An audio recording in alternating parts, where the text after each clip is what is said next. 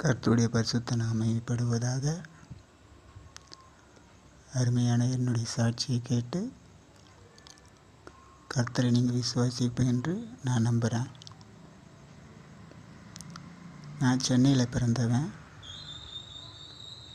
சென்னையில் கோடம்பாக்கத்தில் பிறந்தவன். கோடம்பாக்கம்னா உங்களுக்கு நல்லா தெரியும். நான் சாதாரணமாக பெயிண்ட் வேலைக்கு போவேன். அநேக நண்பர்களோடு பழக்கம் வச்சுருக்கேன். அப்படி பழக்கம் வச்சுருக்கும்போது ஒரு சில நண்பர்கள் சொல்லியிருக்காங்க, சும்மாவா கொஞ்சம் சரக்கு சாப்பிடுவோன்னு கூப்பிட்டு போயிருக்காங்க. அது அப்பொழுது எனக்கு சந்தோஷமாக தெரிஞ்சது. எப்பொழுது முதல்ல சாப்பிடும்போது சந்தோஷமாக தெரிஞ்சது. பிறகு சிகரெட்டு பிடிக்க ஆரம்பித்தேன். அப்படி ஒவ்வொரு பழக்கமாக எனக்குள்ளே காணப்பட்டது. அப்படியா இந்த பழக்கத்தை என்னால் விட்டு விடவும் முடியல. அது தொடர்ந்து எனக்குள்ளேயே காணப்பட்டது. சாப்பிட்ட உடனே சிகரெட்டு பிடிச்சி ஆகணும். அதே போல் பார்த்திங்கன்னா, சனிக்கிழமைனா கட்டாயமாக நான் தண்ணி சாப்பிட்டே ஆகணும்.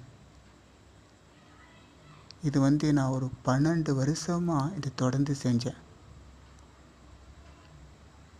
என்னை யாரும் கேட்க மாட்டாங்க. கேட்டால் அவங்கள நான் மூஞ்சி அடித்த மாதிரி பேசுவேன்.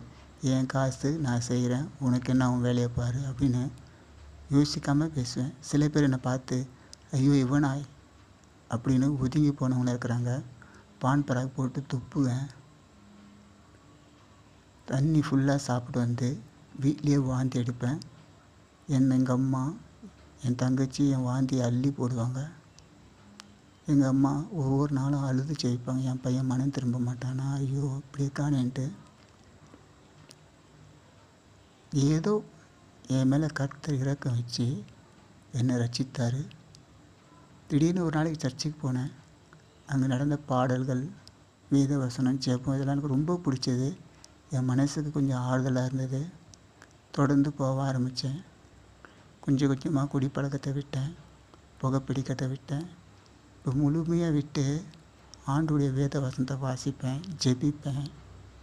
இப்படி இருந்த என்ன, குப்பையில் இருந்த என்ன ஆண்டவர் சுத்தமாக கழுவி என்னை எடுத்துகிட்டு போயிட்டு பைபிள் காலேஜில் சேர்த்து விட்டார். பாருங்கள், இதுக்கும் எனக்கும் எந்த சம்மந்தமும் கிடையாதுங்க.